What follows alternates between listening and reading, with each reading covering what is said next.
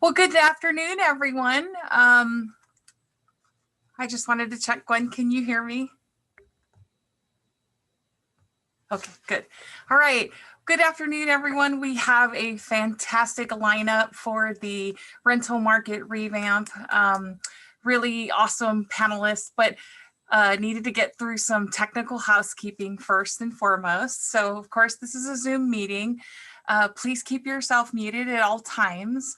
If you need assistance, please use the chat. Both Gwen and I will be looking at that. And then feel free to keep your video on.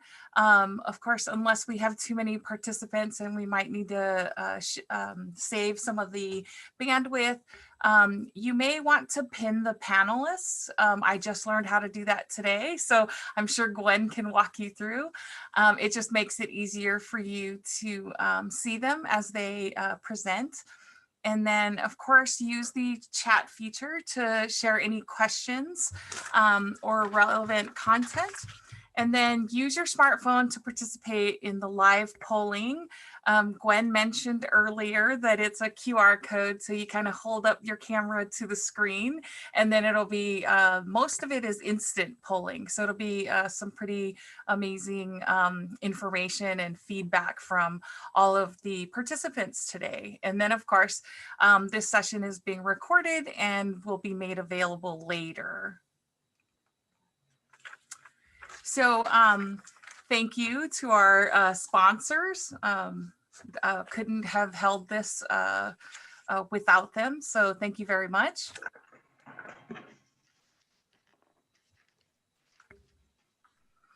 And I guess I should have started with this. I'm Fuilala Riley. I'm your moderator. I am the president and CEO of Help Us Southern Nevada. We are a local social services agency and a lot of space.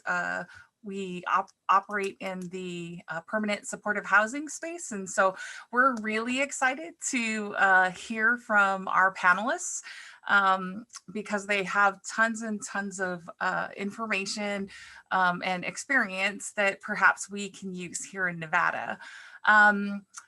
Wait, one more thing.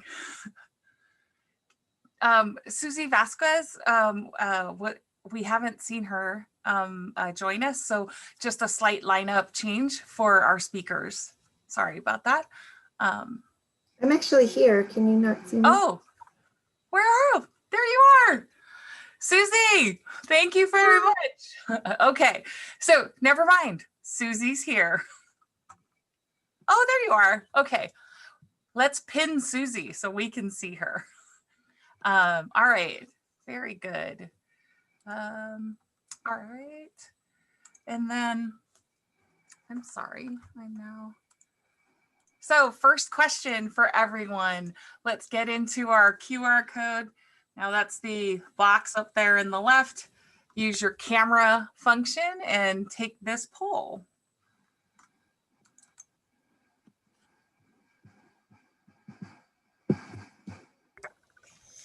What professional sector best represents you or your organization? And thank you so much for everyone who is doing the poll. We really appreciate it. This information is so valuable to us. So far, 11 participants have polled. It looks like there's a total of 48. So we'll wait a moment here and see if we can get some more attendees to poll.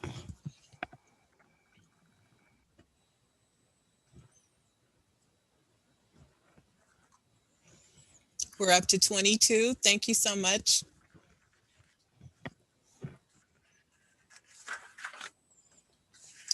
And let's start that countdown.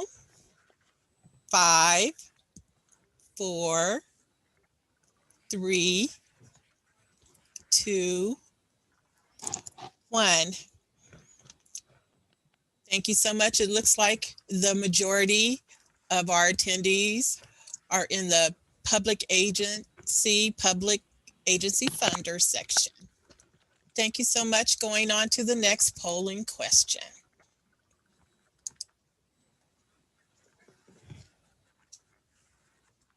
1 or 2 words only. Please name the most important challenge relative to our rental market that Nevada must address.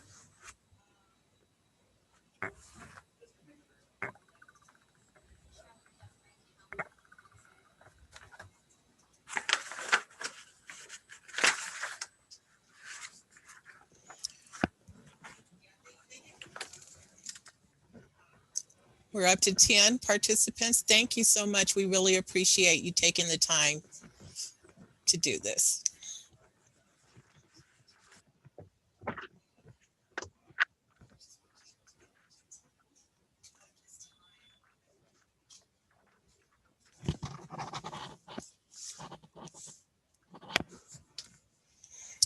Countdown time. 5, 4, 3, 2, 1. Affordability, that's the main theme. Most important. Thank you so much for replying.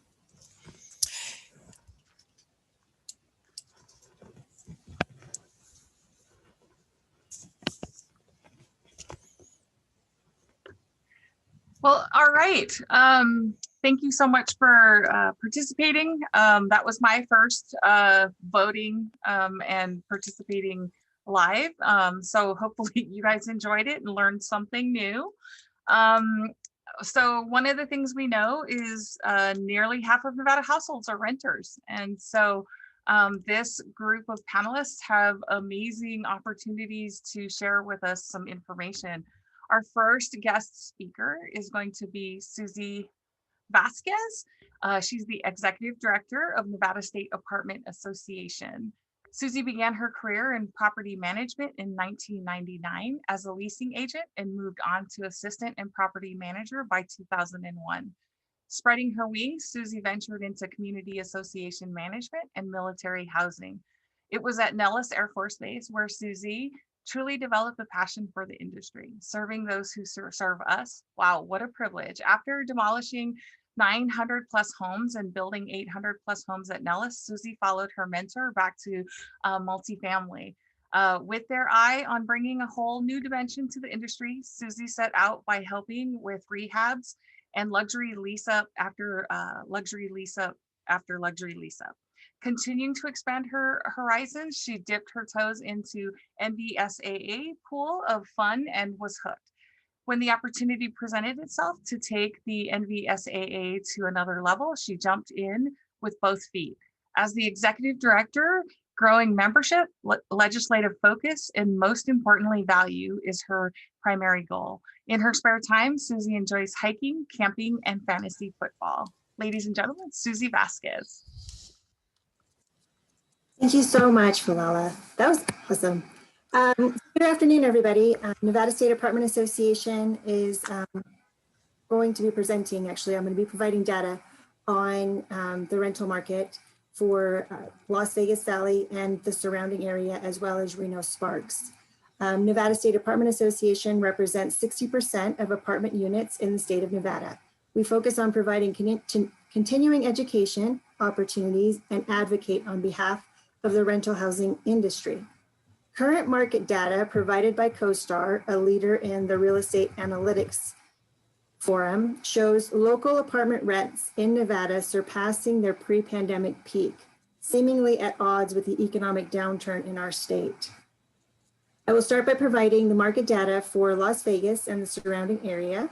Local rents are growing by 4.2% from the same time last year, and now are averaging $1,128 per month, up from $1,082 1 year earlier. From 2015 to 2019, Southern Nevada apartments grew steadily. That changed when the pandemic hit Nevada in March, with rents declining initially before rebounding in recent months and now passing their pre-pandemic peak. Asking rents for higher end apartments are now $1,340, putting them out of reach for a portion of local renters. Comparatively, more affordable or 3-star properties are seeing increased demand and some of the lowest vacancy rates, as well as the strongest rent growth. Average asking rents for the 3-star properties are $1,050, and that's about 20% above their 2007 peak. The rental market, like basically all of the local economy, took a hit from COVID-19 shutdowns. But now that stay-at-home orders are lifting and the economy is starting to rebound, the apartment market, like the housing market, is surpassing expectations. It remains to be seen if this will continue once the federal eviction moratorium expires at the end of the year. During the third quarter of 2020, the average vacancy rate for local apartments was 5.6%. That's down from 6.7% 1 year earlier, and down from the nearly 11% during the height of the Great Recession. Decrease in vacancy is primarily attributed to Nevada's eviction moratorium, which is keeping many people in place. However, since the state moratorium has been lifted, we will begin to see some movement in the market. So we'll probably have some more availability, which again will stabilize rents. For those of you who aren't familiar with how typically rents are managed, we have a software system similar to what hotels use. So if you go on Expedia, it adjusts the rent based on market demand. So because our occupancy is so high right now, the rent software is pushing rents. Now we can manage that, and we have been managing it and holding it steady. However, because supply is so high, the computer system wants to push those rents. I can tell you that we are holding rents back as people continue to settle in where they are going to ultimately end up. But for now, rents are increasing primarily based on the eviction moratorium as well as the elevated vacancy or occupancy. Rising rents and declining vacancies have led to a resurgence in apartment development. Currently, the Las Vegas Valley has 4,979 units under construction. One thing that we've been commenting or discussing with local legislators as we meet with them is the impact of COVID on the Southern Nevada rental market. Rent delinquency is experiencing an average of 12% in Las Vegas and the surrounding area. In surveying our members, we are pleased to see both landlords and tenants working together to retain housing. A surprising 57% of those with rents past due have entered into a payment arrangement. Rent assistance will see a surge in payments to landlords with recent ease in document requirements and a shift to a centralized online application. So we actually have been really, really fortunate in where landlords and tenants have done a phenomenal job at communicating, maintaining those open lines of communication, remaining fluid with those payment arrangements, because our message has been and will continue to be, if they were a good resident before, they're going to be a great resident after. No one ever expected this pandemic to hit or be impacted as they have been. And so we're doing everything that we can to ensure that people remain in their homes. Now I'm going to shift focus to Northern Nevada. Data, again, provided by CoStar, shows rents in the Reno-Sparks area increasing by 5% from this same time last year, passing their pre-pandemic peak again. This asking rents during the third quarter of 2020 averaged $1,303 per month, up from $1,240 1 year earlier. That compares to the national average apartment rent of $1,364 per month. The national average has experienced a slight decrease of 0.1% from a year ago. For the third quarter of 2020, the average vacancy rate for local apartments was 6.8%. That's up from 5.8% 1 year earlier. The increase in vacancy in the Reno-Sparks area is primarily attributed to the release of new construction units. During the boom, or prior to the boom of construction, I do want to note that the average vacancy rate was 3%. So currently we're at 6.8%, which is over twice as much. But again, that's primarily due to new construction units. The Northern Nevada rental market, like basically all of the economy, took a hit of COVID-19. We're waiting to see what's going to happen. I know that there are a lot of jobs coming to Nevada. And we also are releasing a ton of units. So we are expecting some form of lull or normalization of the market in Reno-Sparks as we continue to absorb these units. as they come on. So we will, and we're expected to experience a kind of a normalization and possibly a decrease in rents in Reno Sparks based on the number of units that we're going to need to absorb. But with more jobs coming in, it's really hard to forecast exactly what supply and demand is going to look like in the near future. Again, our construction pipeline is massive by local standards, with 3,007 apartment units in the works during the third quarter that will increase the overall apartment inventory by nearly 10%. The local apartment supply has increased by roughly 18% since 2016. One final note regarding the COVID's impact on the rental market in Reno Sparks. Rent delinquency is experiencing an average of 8%, which is significantly lower than Southern Nevada. However, payment arrangements aren't as common in the Reno Sparks area. Our members are reporting 35% of those with past due rents have entered into a payment arrangement. Rent assistance remains available to tenants impacted by the pandemic. So we hope to see an increase in requests for rent assistance. Their program now is very comparable to what is in Southern Nevada, which doesn't demand a whole lot on documentation. And we hope that they are able to take on some of those streamlining components that Southern Nevada implemented in order to streamline and get rent assistance out to those who need it the most. Our entire state continues to see an influx of business and residents from other states. Northern Nevada is recovering quicker than Southern Nevada, given its efforts to diversify its economy. While our analysis has projected an 18-month recovery, it is yet to be solidified given the never-ending variables we encounter on a regular basis. I'd like to take this time to thank the Nevada Housing Coalition for allowing me this opportunity to share our market data. I would also like to recognize and thank the cities of Reno, Sparks, Henderson, Las Vegas, and North Las Vegas, as well as Clark and Washoe County, the Nevada Rural Housing Authority, and State Treasurer Zach Conine for their efforts in assisting Nevadans through this pandemic. Nevada State Apartment Association has and will continue to focus on retaining residents in their housing units. We understand no one anticipated this pandemic and will work with our residents who have maintained open lines of communication and have made every effort to make any rent payment. And with that, Fuilala, I hand it back over to you. That was a lot of information and data. Thank you very much. And it's even more impressive that it's our local data that you're sharing with us. So thank you very much, Susie.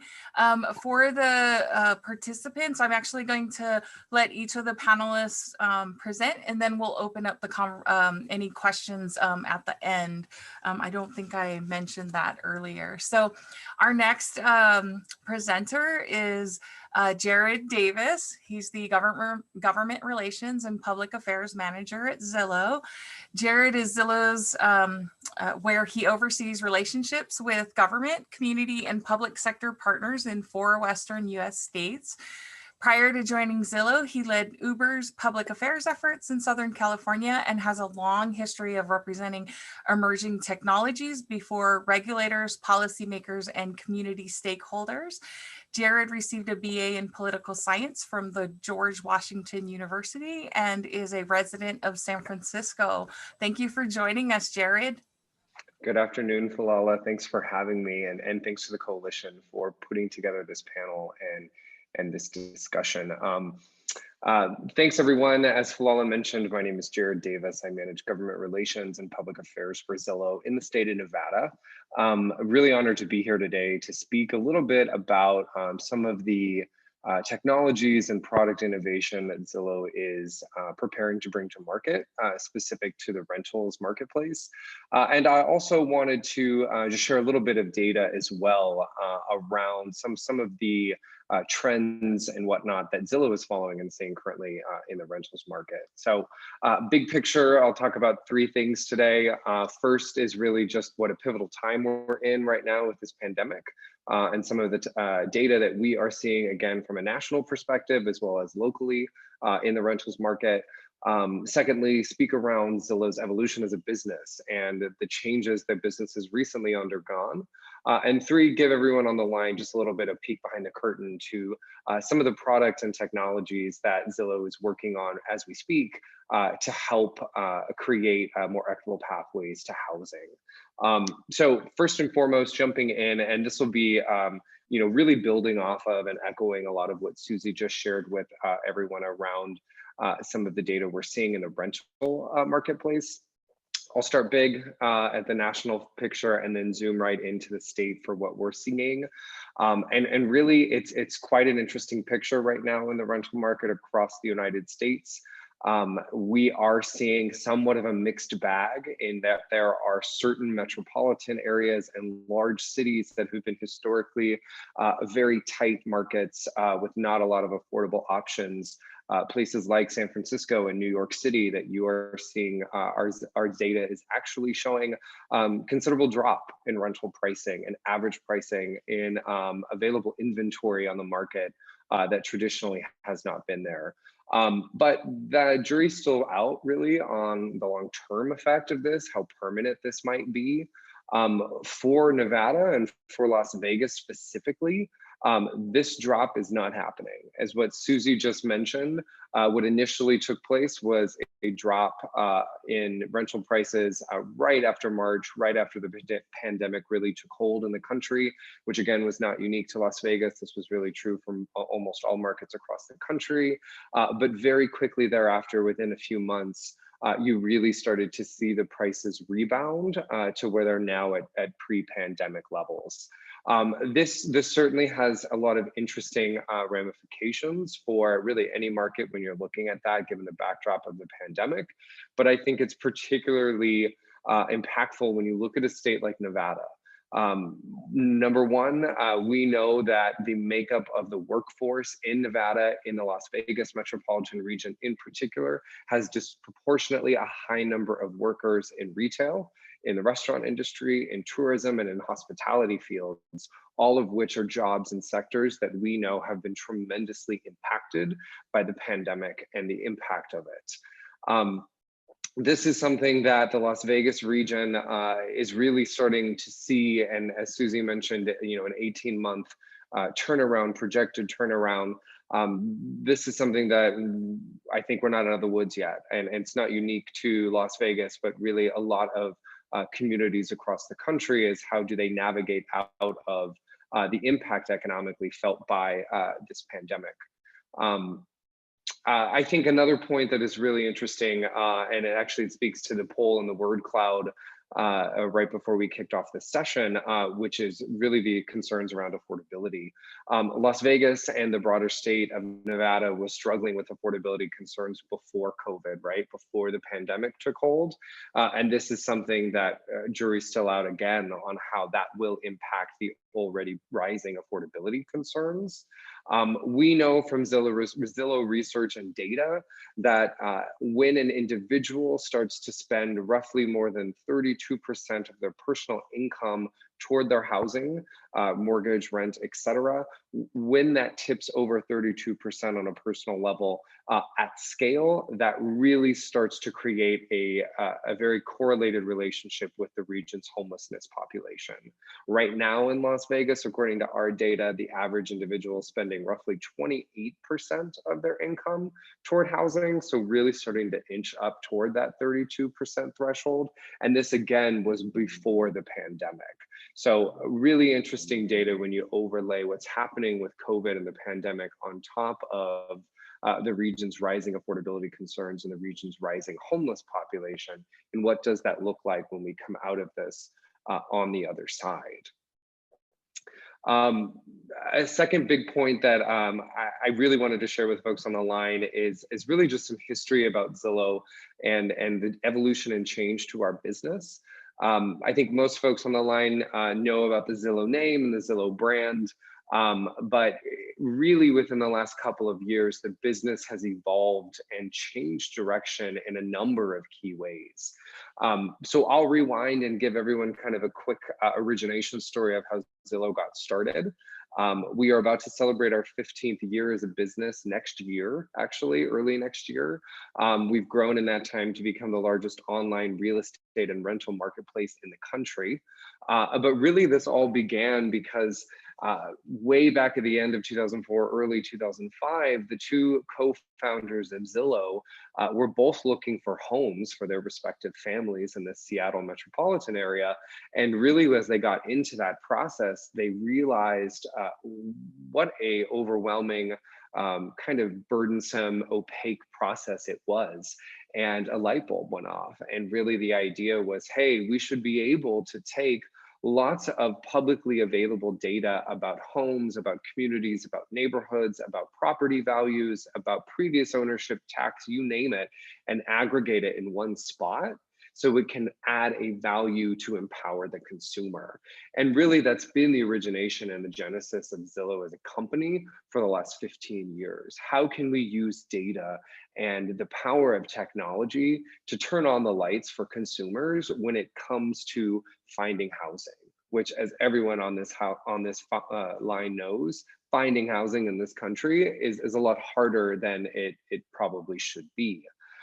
So really that was the origination of how Zillow came to be. And for about 12 and a half, 13 of those 15 years, the business operated primarily as digital classifieds, as in a manner that most folks know us as, right?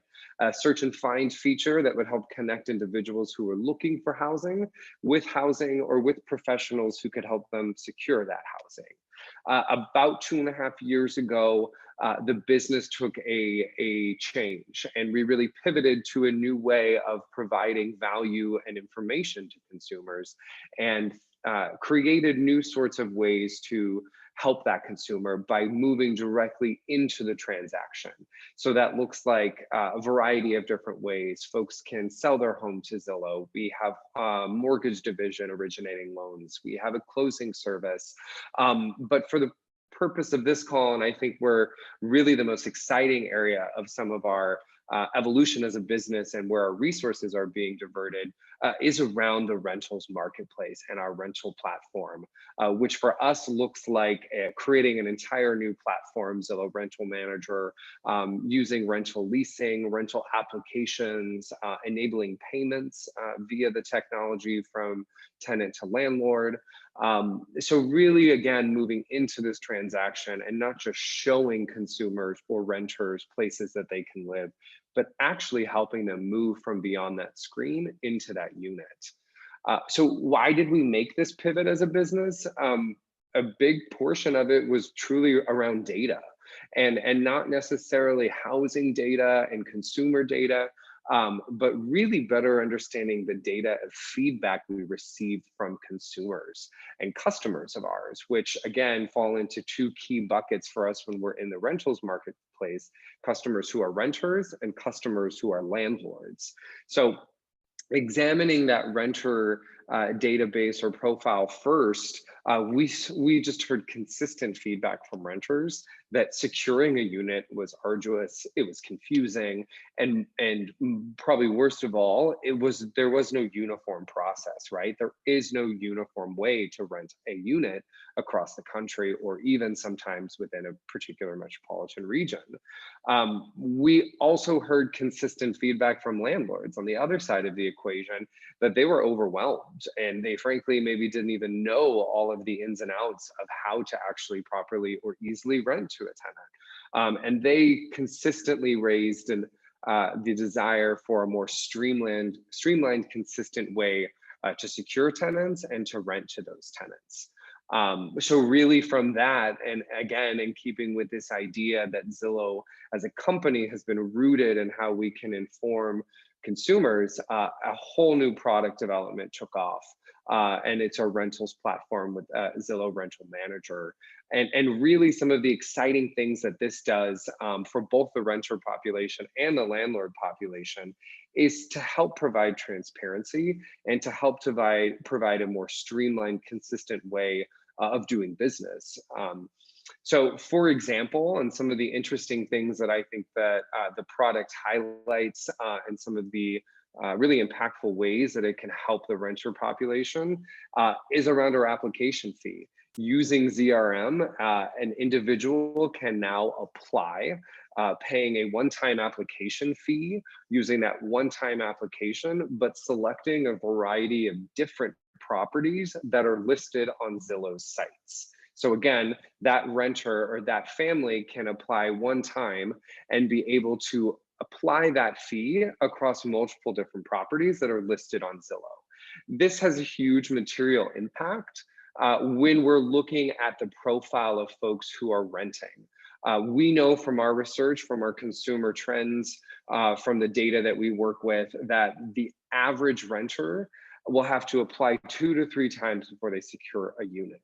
When you break that down by race or demographics, you're actually looking at the average Black renter or Black family rents or has to apply 4 to 5 times before they secure that unit. For Latinx families, that's 6 to 7 times before they secure that unit. So a one-time application fee that can go for a variety of different properties listed on Zillow's site for a 30-day period, a one-time fee can have a really material impact on lessening the burden for some of these communities versus having to pay one-time fee times 5 or 6 times before you're actually securing that unit. So when examining it through the lens of equity, we're really excited by this product and this platform because we believe it can have real impact for those on the fringe of housing who have traditionally been disadvantaged in the renter space. Lastly, kind of what are we working on? What's coming next? We're exploring ways that we can leverage our technology and in-house resources and brand expertise to create tools and products that'll provide more pathways to housing. Specifically for renting, we're looking at ways that we can create new processes or leverage our existing technologies that will level the playing field for the tenant selection process. We know that traditional tenant selection processes in the country are riddled with inaccuracies, biases, prejudices, etc.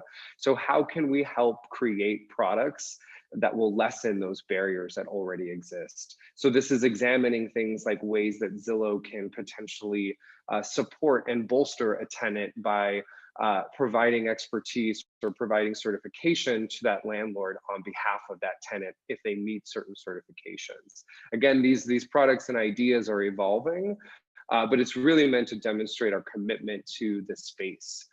Lastly, we've convened over 25 different stakeholders nationally, city governments like the cities of Los Angeles and Seattle, fair housing groups like the Chicago Fair Housing Alliance, and even local Las Vegas stakeholders like the Nevada Homeless Alliance, to bring in for consistent product feedback for our rentals organization to help ensure that these products that we're working on and these ideas that we're starting to create actually are doing good work and are, again, helping to lessen the barriers that exist for those who have been traditionally disadvantaged in the renting space, in the rental community.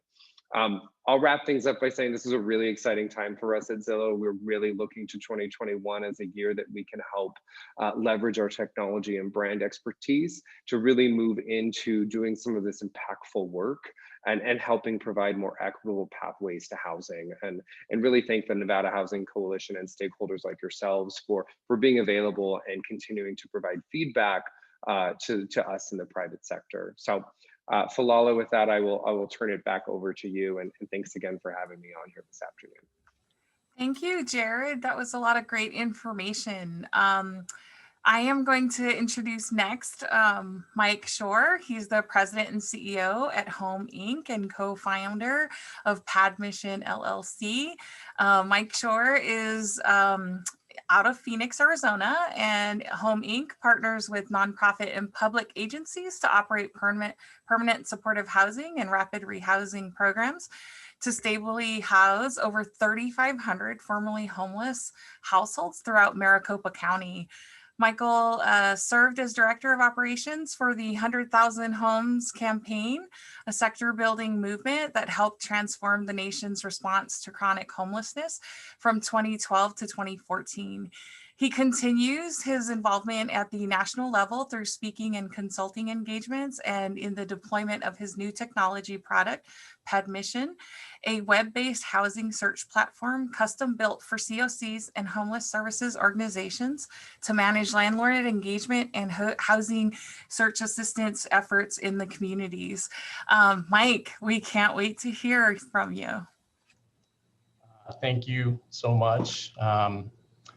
And thanks for letting me do some slides. I don't do a whole lot of public speaking, so I'll take the crutch of having some slides to help me out. So it's really great to be here. I know sometimes it's interesting having folks from other parts of the world, but we're friendly neighbors just down south.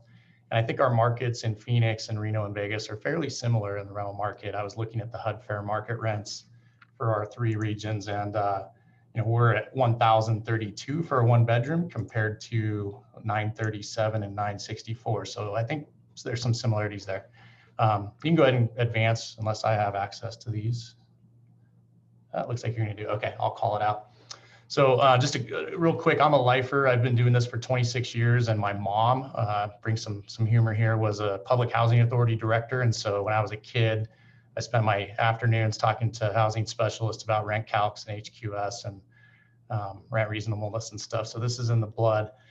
We're a little unique. In Phoenix, what we do is we operate housing programs, as was mentioned, permanent supportive housing and rapid rehousing, pretty much entirely in a scattered site voucher type of format. And what we have done is we've consolidated all of the rental assistance administration and landlord engagement and all of the housing program operations under our roof to allow our partners to focus on what they do best, which is housing stability, case management, and support.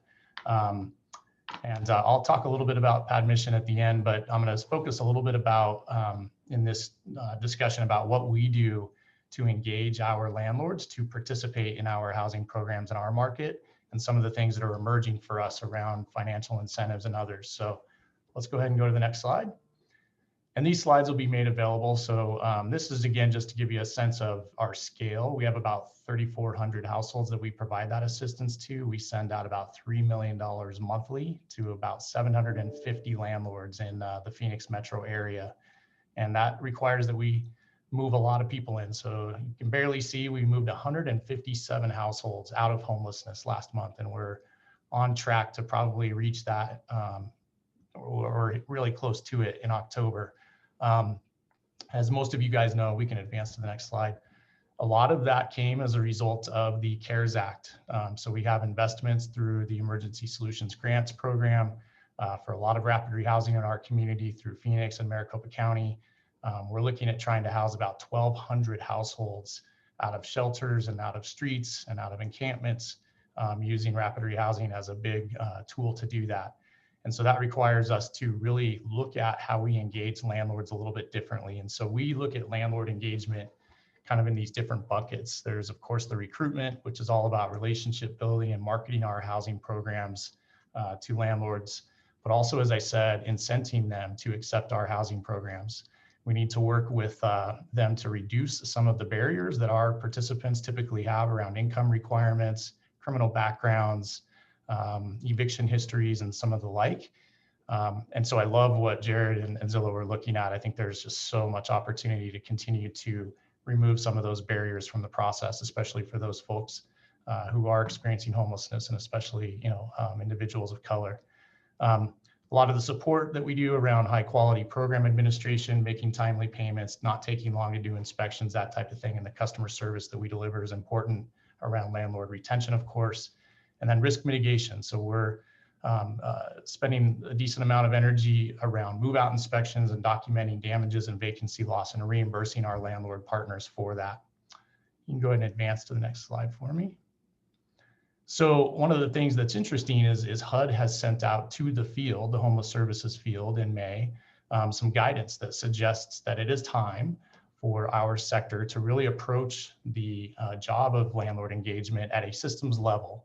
I'm not as familiar with Vegas as I like to be, and I hope to become more familiar soon.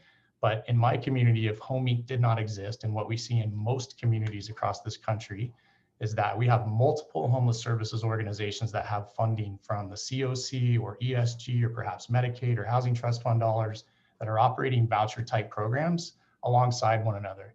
And that often is done, unfortunately, in silos. So you have organizations approaching landlords and recruiting them to work with their own individual housing programs and projects. And HUD is indicating right now, the pandemic is giving us an opportunity to really think about how we can centralize that effort up at a systems level, whether that's at the COC or a county or some other organization. Communities are really wrestling with where it belongs, but getting a cohesive, coherent message to landlords about what these programs are, getting some standardization in the operations of the programs, ensuring that landlords understand what the benefit and the value is, and making it easier for those landlords to make their units available to these renters is something that HUD's really encouraging us to look, at. So let's go ahead and pop to the next slide. So one of the things that we did when HUD issued the CARES Act notice implementing the notice around ESG coronavirus related funding, they for the first time gave both public housing authorities on the voucher side, but also homeless services organizations on the ESG side for rapid rehousing the opportunity to reimburse landlords for, or excuse me, to incentivize landlords with signing bonuses. Up to 2 months rent, as a matter of fact. And so there's a lot of conversation going on around this country in homeless services systems about, if we do that, what does that look like? How much should we do signing bonuses for? So we went ahead and did a survey, and perhaps rather than click on that link, you certainly can click on the link, and I'll add it in the chat as well. We did a survey of our landlords. We had 103 responses. And like Susy's organization there in Nevada, we have the Arizona Multi-Housing Association here in Arizona.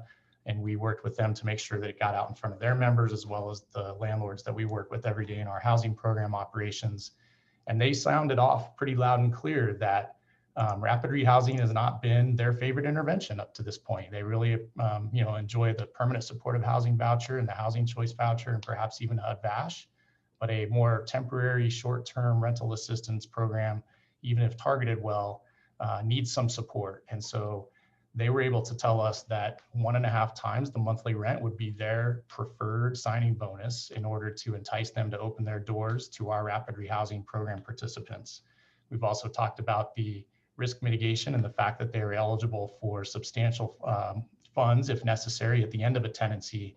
If there are damages or vacancy loss left over, they can apply for that. And my approach here in Phoenix is going to be that with this financial bonus, which is significant in some cases, especially for these larger units that are having $1,200, $1,400, 2-bedroom rents, 1.5 times, that's a significant amount of money. And so we want something in return. So we asked the following questions, would you be willing to adopt an alternative or a Home Inc. Tenant screening criteria where you would be willing to, waive some of the evictions requirements, some of the income requirements, some of the criminal background issues, and would you potentially give us an opportunity to reserve the unit at your property for a period of, say, up to 14 days so that we can match up the right tenant to your property? And overwhelmingly, they said yes. And so I think it just, begs the point that sometimes it helps go ask the source what they want. Sometimes in the homeless services systems, we as providers and often as funders, we come up with our own ideas as far as what we ought to do.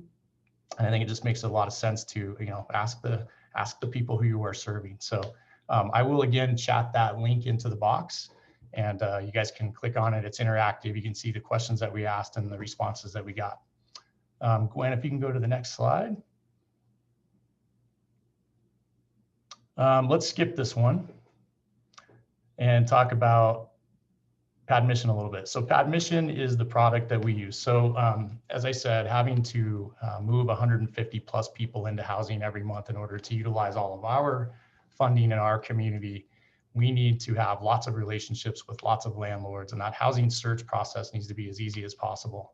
And so, we used to have, similar to what everybody else had, an Excel spreadsheet or a list that would fly around, a piece of paper that would get copied and put up at the library and end up on the jail wall, and was often inaccurate.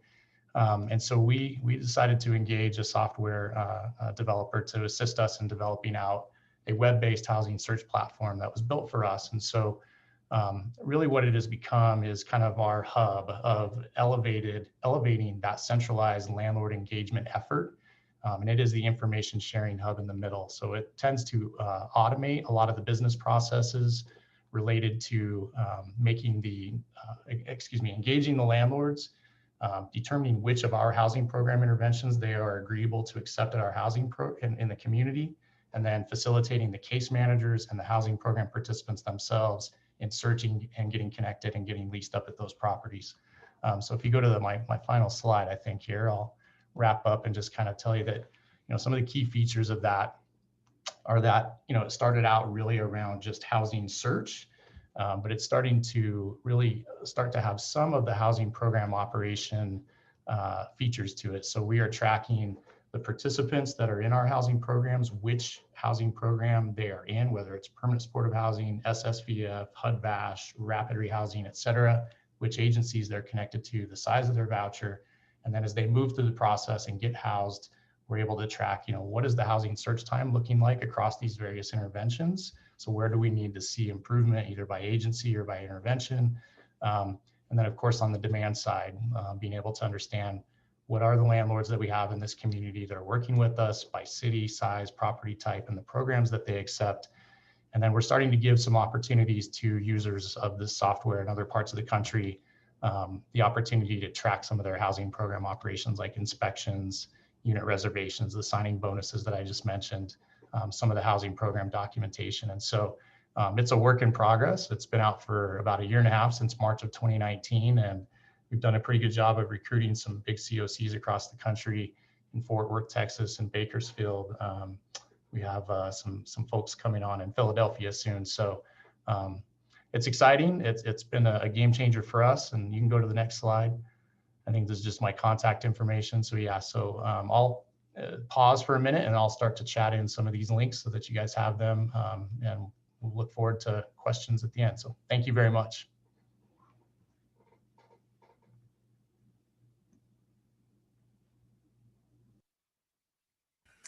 Thank you so much, Mike, for all that information.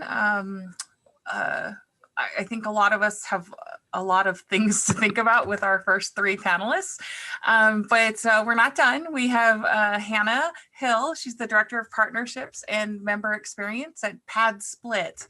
Hannah is an experienced nonprofit startup organizer leading the outreach efforts of PadSplit, a co-living tech startup based in Atlanta, Georgia. Welcome, Hannah. Thanks for having me. It's great to be here. As stated, we are a tech startup, and at our highest level, we are a marketplace. That marketplace brings members or renters along together with people who would traditionally rent out single family homes. We bring those 2 people together in order to create an atmosphere for affordable housing. That means those who would traditionally not provide affordable housing have the opportunity to do so by renting out individual rooms within a home as opposed to the entire household. At PadSplit, the average rental rate for a room or a membership is $150 a week, or around $600 a month. That cost includes all utilities, Wi-Fi, access and membership to Teladoc, which means the uninsured have access to a doctor. And we also understand that how we operate is not necessarily a long-term solution. We are part of the housing continuum. Our average stay at a PadSplit is about 8 months. And that means members can move in, save up money, and then move on to those traditional housing options that a lot of people have talked about. They have the ability to do that because we provide access to saving resources as well as positive credit reporting, which means the average member who pays on time for 6 to 8 weeks gets anywhere between a 50 and 150 point boost to their credit. So we really see ourselves as part of that housing continuum that allows members to get their feet underneath them. Many are coming from unhoused situations. Others are moving out for the first time, while others are, low income and they need a place where they can just take a breath. And that's really what PadSplit is all about. Currently, we have over 1,000 units available in the Atlanta area. And during COVID, went from about 75% occupancy to 95% occupancy since March. So we hover right at between 90 and 95% occupancy in Atlanta. And we're in the process of expanding. We've realized very quickly during COVID, and even before had already started the planning process, the need for what we offer. It's a part of the housing market that is often unnoticed, and that's for individuals and single individuals with a single child who can't afford $1,000 a month unit. And so we're able to provide for that specific group of people. And we are in the process of expanding into several markets that include Tampa, Richmond, Charlotte, possibly Jacksonville, Houston for sure, DFW or Dallas-Fort Worth area, as well as possibly San Antonio, all within the next year. So it's a very big time for PadSplit, but also an opportunity to give these landlords an opportunity to really realize that doing good is good for business. The typical landlord can't provide affordable housing, but through PadSplit, they have this opportunity to increase the amount they bring in and therefore also provide enough units for those who are in demand. So we really are trying to address as a technology company how to create this demand that already exists to create that supply. And we do that by allowing these landlords the opportunity to really increase some of their profit margin. That means that many of our owners don't just own one PadSplit, they end up owning several, increasing units, and therefore increasing the affordable housing supply within any market. It can be a difficult sector to live in. PadSplit often has to work with local city council groups, county groups, and state officials on code and code enforcement. And so PadSplit is, and Jarryd spoke to this, a little bit like Zillow, like really going in and taking a look at what the local laws say, how we can advocate for not only the landlords, but for these members who are in desperate need of the housing that we provide, and ensuring that they have access to it. By being an online platform, it means that not only are we addressing these individual members who may not come through normal housing organizations, but we're also partnering with nonprofits throughout any local market. That means partnering in a way that provides direct referrals. Tom, I see you. We would love to come to Vegas. Find me a couple owners that are interested. We'll ride out together. But really, it's about these partnership initiatives. When we enter a new market, my main focus is creating partnerships with local nonprofits and housing authorities to see how we can provide for the local population. Instead of assuming what the local population needs, and Mike spoke to this, is really talking to the needs of the community and ensuring that we're providing for the needs that are there. And that means whether that's providing units for CARES Act funding, and that means sometimes entire houses being filled by one organization, or having single units all across the city that are close to public transportation, and making sure that we're talking with owners that have homes near public transportation. Flexibility is the name of the game. Being part of a technology startup means that we have the capability of being flexible. Unlike some of the government organizations or larger structures, we can really pivot at any given moment. One of those pivots we made during the pandemic was accepting federal funding. Federal funding, if you've never done it before, it's a learning curve, y'all. And we managed to do it. And so that means we took a large number of those with Veterans Affairs, that meant CARES Act funding, that meant all of the above, and figuring out how to restructure our organization in a way that provided for the needs of those people. Last month, partnering with a local organization called Hope Atlanta and PCCI, we were able to house over 15 individuals that were in healthy hotels or CARES Act hotels, and put them into semi-permanent housing with PadSplit. That means they have the safety of housing for the next 6 months.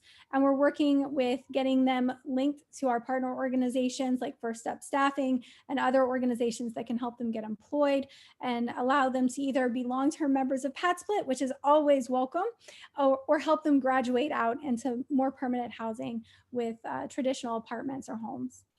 So it's a learning experience. The expansion is going to be interesting. We have an entire new team as of this last quarter that provides marketing and reach out to hosts or owners so that we can find local hosts and owners that are interested in this kind of work. To be sure, it takes a certain kind of host or owner to become a pad split, part of the pad split community. We're not just looking for people who are trying to increase profits. We're looking for those people who want to do good. That moniker, doing good is good for business, is true. And if they're not looking to do good, business won't be good either. And so we're really looking for that community that really believes in care, show it, and prove it. We care for our members, we care for our hosts, we show that and we prove that through our actions and through ensuring that not only our hosts, but our members and our team have a certain level of integrity to ensure that the housing that's provided is good and that the types of people that are living in our homes are also good. So technology really bridging that gap and finding a space for not only those who need affordable housing, but for those who want to provide it and otherwise didn't have the opportunity to. That was a lot of information very quickly. Some brief numbers. I did mention that we have 1,000 units in Atlanta. The average salary of a pad split member in Atlanta hovers right at $24,000 a year. We have a full 25% of our membership base that is on Social Security or disability. 10% of our members are registered veterans or have told us self-reporting veterans. And 15% of our marketplace right now, it averages depending on the month, has come from a partnering organization or nonprofit organization. And so that gives you an idea of the kind of people that tend to reside in a pad split. At any given time, the vast majority of our membership is Black or a person of color. And the age range, the average age of a pad split member is 38. We have some amazing stories to tell, and it's incredible to see how the process works. Last month, one of our long-term members had been able to save up and through some connections in the housing market was able to purchase her first home. She had been living separately from her children for almost a year who were living with their grandmother, and they've been reunited as of last month after purchasing her first home because she was able to save at pad split. We never want someone to live apart from their children, but if they have the capability of saving and creating that generational wealth, that's something we want to support. And so we're excited to see how the program works and to be able to show you good people what might be possible in the state of Nevada in the future. So I'm really grateful to be here, and obviously it's a new sector. So if there's lots of questions, I'm happy to answer those too.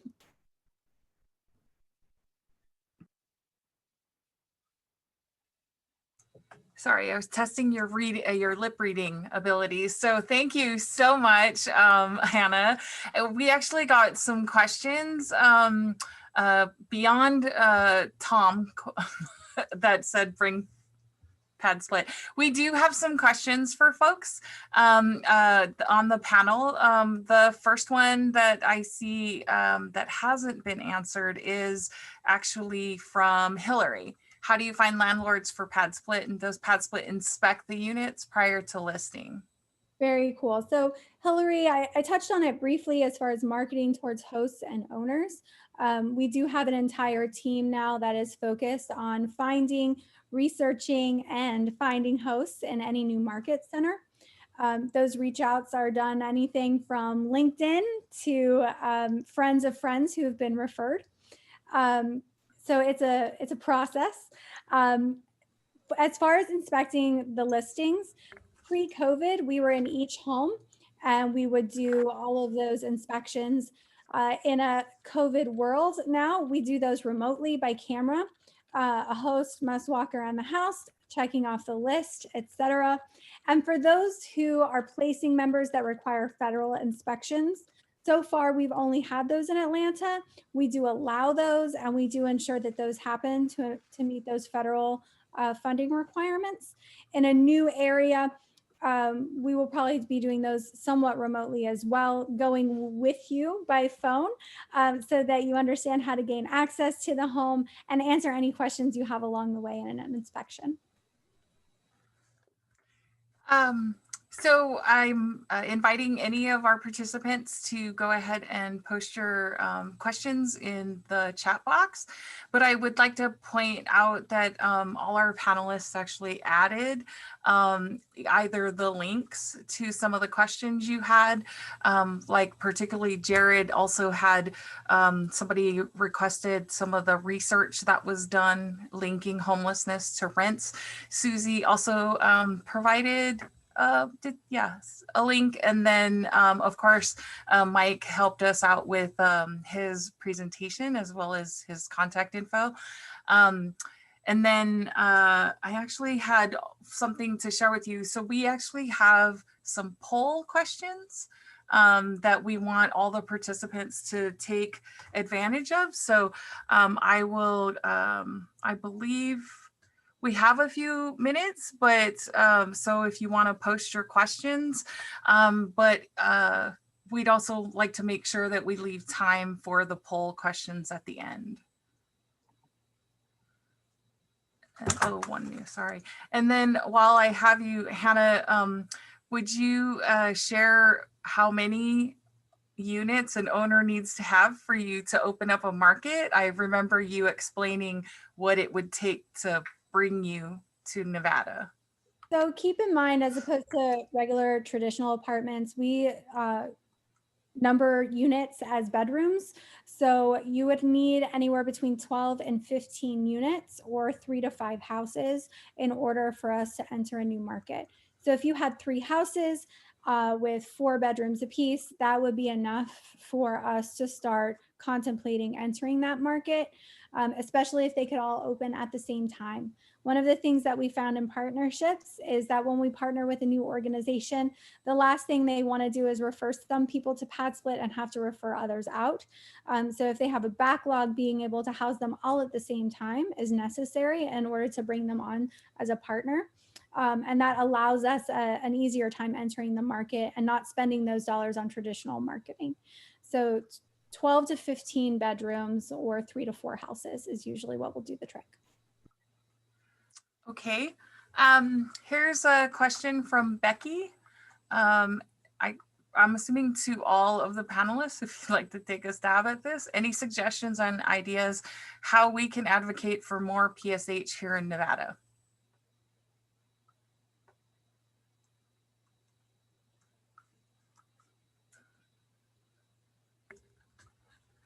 I'll just say really quick, PSH can be site-based development, right? And that's probably what she's talking about. How do we develop more site-based developments? And that's certainly not my area of specialty, but there are, I think, some innovative funding streams for vouchers that can be operated in a scattered site approach for permanent supportive housing that, if they're not already occurring in Nevada through, the Affordable Care Act, as well as the Housing Trust Fund. And so I think it's just interesting to start to see some of these innovative funding mechanisms for vouchers that aren't specifically coming from HUD. So I don't do development though, so I would have to defer on that.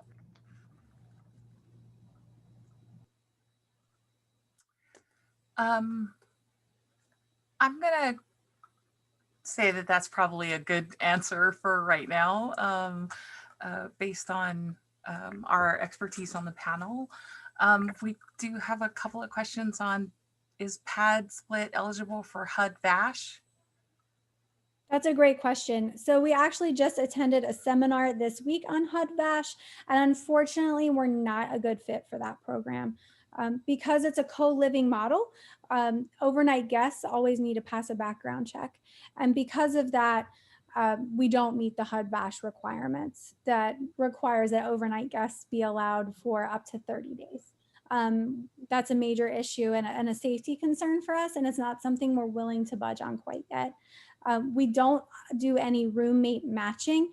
That is in part because we want to avoid any possibility of not allowing any and all to be welcome at a PadSplit. That means that a large majority of our population in Atlanta is part of the LGBTQIA spectrum, and we want to make sure they feel welcome regardless of how they identify. And so roommate matching is not something we do at this time. Thank you, Linda, for that question. And then so going once, going twice, because I'd actually like to make sure that we get an opportunity to poll for the questions, if that's all right with you, Gwen. Is that okay? Okay, I can go ahead and start the poll if we're ready. Yeah, so I would actually just like to, before we go into that, thank our 4 panelists for sharing all their wonderful data and technology with us. We actually can't wait to utilize a lot of it here in Nevada. When I met these 4 incredible people, I was jokingly, but not so much, saying, I really want to be your best friends because you guys seem to know a lot. And I think you could help us out a lot here in Nevada. So thank you very much, panelists.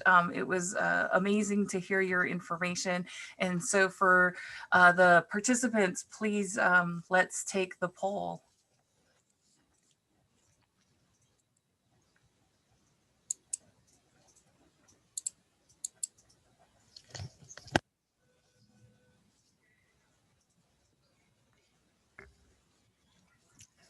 Do you see the poll?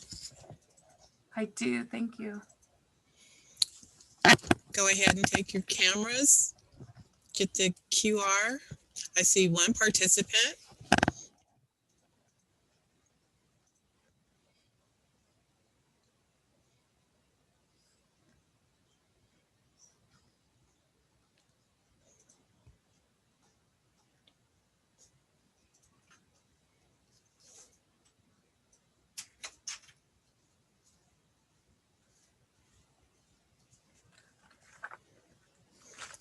Give it another moment.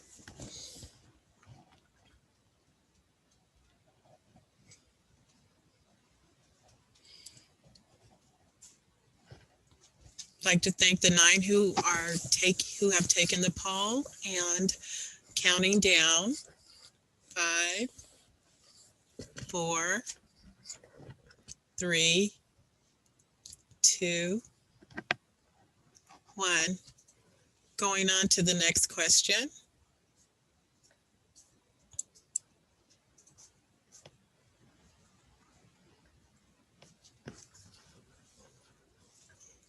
Are there other tools or solutions we should be considering related to our rental market?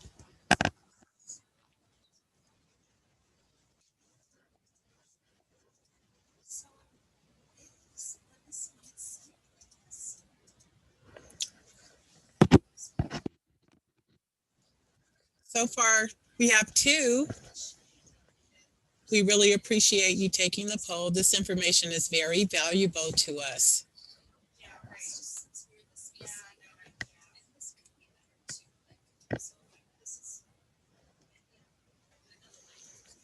I'll give it another moment.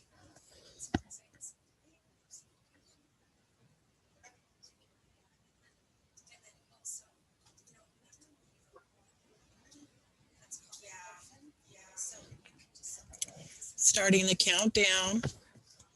5, 4, 3, 2, 1. Going to our last polling question.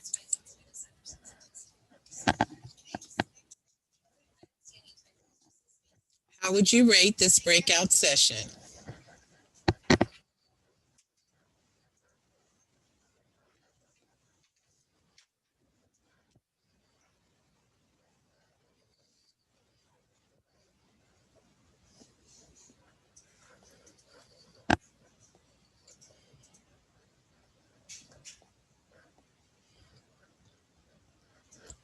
Another moment.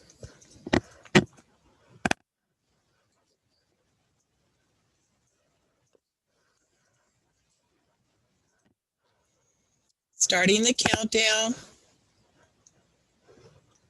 5, 4, 3, 2, 1. Thank you so much for attending our breakout session.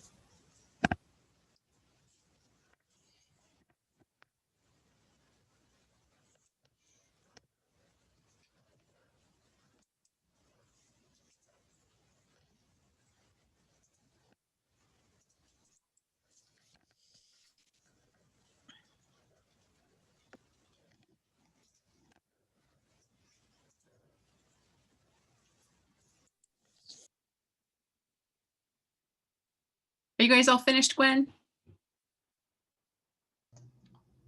We finished up in 3. Great. And I was just going to come in and say thank you to you and the team, and I'm sure we'll be in touch. Yeah, thank you so much. All right, take care. Thanks so much for being here. We hope to see everyone tomorrow.